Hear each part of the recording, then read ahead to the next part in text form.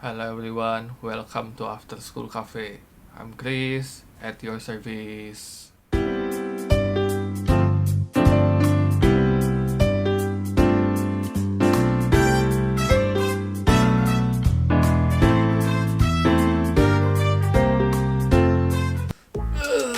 Halo teman-teman, jadi minggu lalu kita udah membahas tentang perkuliahan di FK. Tahap berikutnya yang harus kita lalui adalah tahap koas. Seperti yang udah pernah aku bilang sebelumnya, tahap koas ini mungkin tahap yang paling sering kita dengar karena banyak banget film-film sama buku-buku yang membahas tentang tahap pendidikan ini. Jadi hari ini aku pengen kasih tahu teman-teman, sebenarnya kegiatan sehari-hari koas itu ngapain sih? Kenapa tahap ini dianggap sebagai tahap yang paling mengerikan dan paling berat selama pendidikan kedokteran? Sebagai catatan yang akan aku ceritakan di sini berdasarkan pengalamanku sendiri, karena setiap rumah sakit dan fakultas itu pasti punya aturan dan kebijakan yang berbeda-beda, oke? Let's begin! Koas atau koasisten adalah tahap pendidikan profesi kedokteran. Tahap ini berlangsung selama 1,5 hingga 3 tahun, bisa beda-beda antara satu rumah sakit dengan yang lainnya.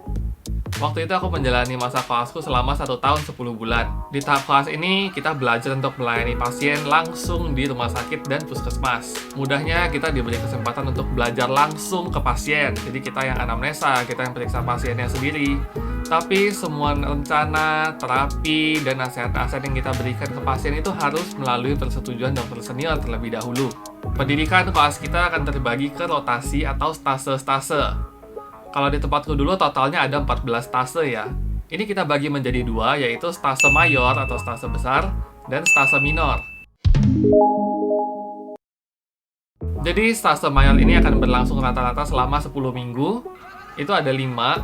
Yang pertama ilmu penyakit dalam, ilmu bedah, ilmu penyakit anak, ilmu kebidanan dan kandungan, dan yang terakhir ini ilmu kesehatan masyarakat. Kalau di tempatku yang IKM ini atau ilmu kesehatan masyarakat itu berlangsung hanya selama 8 minggu aja.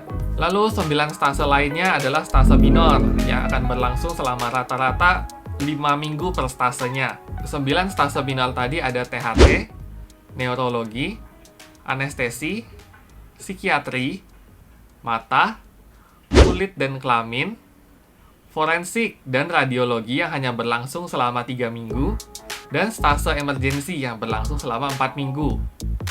Ini jumlah dan jenis stasenya juga mungkin beda-beda tiap rumah sakit, kalau ini di tempatku dulu ya. Nah, di setiap stase ini kita akan bertemu dengan dokter spesialis yang berbeda-beda, dengan jadwal yang berbeda-beda pula, dan aturan-aturan dan tugas yang berbeda-beda juga. Jadi setiap ganti stase itu kita harus adaptasi lagi. Tapi secara umum, koas punya jadwal dasar sebagai berikut. Jam kerja resmi kita adalah dari jam 7 pagi hingga jam 4 sore. Ini bisa berbeda-beda juga tergantung rumah sakit, ada yang cuma sampai jam 2, ada yang bahkan lebih sampai jam 6. Jadi selama jam 7 pagi sampai jam 4 sore ini, kita akan ngikutin satu dokter pembimbing kita atau yang biasa kita sebut dengan preseptor. Dan ya kegiatan kita mengikuti kegiatan preseptor kita itu. Misalnya nih aku lagi stase bedah, terus aku ngikutin dokter A spesialis bedah. Jadinya aku ngikutin jadwal kegiatannya dokter A. Kalau dokter A datang pagi visit pasien, aku ikut. Kalau dokter A lagi praktek, aku ikut. Kalau dokter A lagi operasi, aku ikut juga. Nah, sebelum dokter A datang, aku wajib untuk follow up atau mencari update dari pasien-pasien beliau yang saat itu sedang dirawat. Jadi aku mendatangi pasien beliau, menanyakan keluhannya hari itu ada apa, ada rencana terapi apa untuk hari itu, cari tahu hasil lab terbaru dari pasien itu, dan kemudian aku akan melaporkan hasil-hasil ini nanti ke dokter A waktu dokter A visit. Kegiatan follow up ini yang sering bikin kita datang lebih awal dari jam 7. Itu udah mulai overtime nih. Kadang-kadang kegiatan visit ini nggak cuma sama dokter A aja, tapi bisa sama dokter-dokter spesialis yang lain dari bidang yang sama. Misalnya dengan seluruh dokter bedah ya. Nah, jadi nanti kita visit bareng sama semua dokter bedah. Itu yang namanya ronde atau grand round atau ronde besar. Istilahnya beda-beda deh. Jadi nanti di grand round ini, semua dokter bedah akan melihat semua pasien bedah yang sedang dirawat saat itu. Jadi ya sekalian mereka saling diskusi, kita juga ngelaporin pasien. Kurang lebih kayak di sidang lah ya. Jadi kita sendiri ngelaporin pasien, diliatin sama semua dokter bedah. Jadi kadang-kadang kita datang awal itu bukan cuma buat follow up, tapi juga buat persiapan grand round.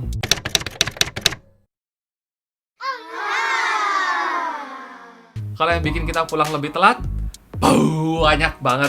Seperti yang udah aku bilang tadi, kita ngikutin jadwalnya dokter A. Jadi kalau misalnya setelah jam 4 dokter A masih belum pulang, ya kita ngikut. Kalau dokter A masih praktek, ya kita masih di sana. Kalau dokter A masih operasi, masa kita tinggal di tengah-tengah, kan nggak lucu juga. Kecuali kalau kita udah diizinin pulang pas-pas jam 4 ya, itu hoki banget sih.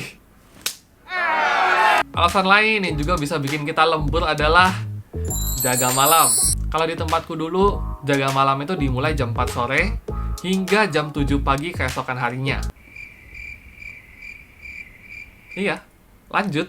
Jadi kan kita masuk jam 7 pagi tuh. Itu kita kegiatan sampai jam 4 sore.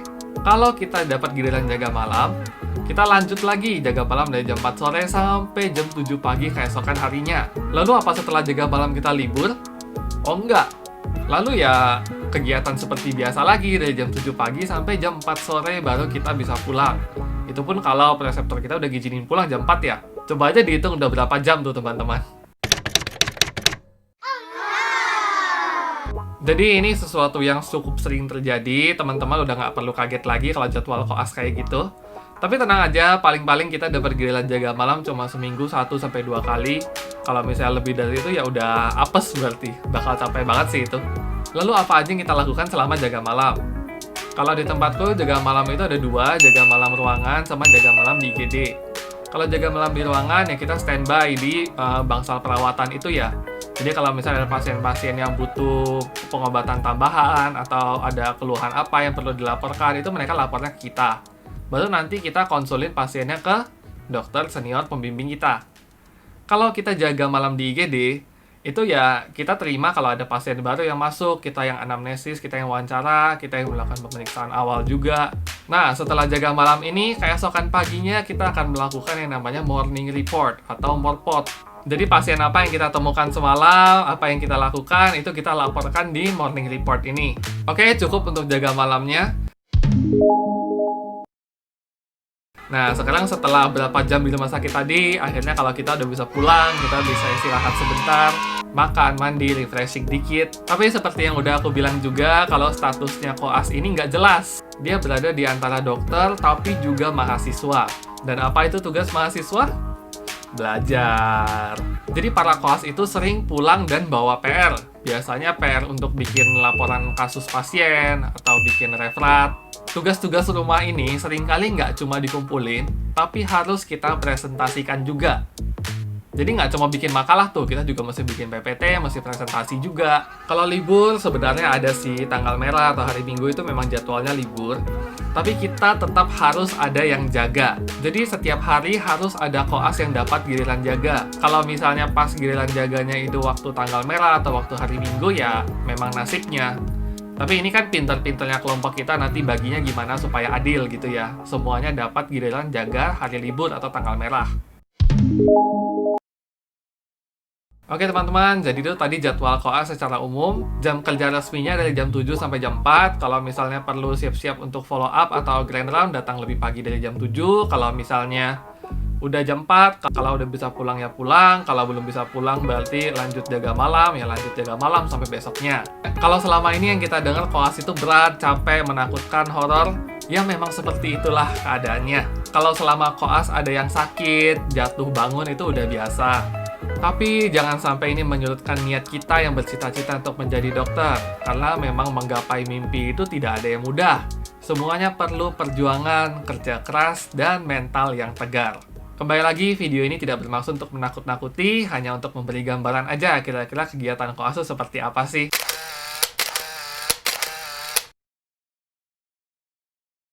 Oke teman-teman, jadi sekian dulu untuk video hari ini. Mudah-mudahan bisa jadi inspirasi untuk kita semua. Kalau teman-teman suka, boleh tolong like, subscribe, dan nyalakan loncengnya supaya teman-teman ternotifikasi kalau ada video baru. As always, stay bright and coffee.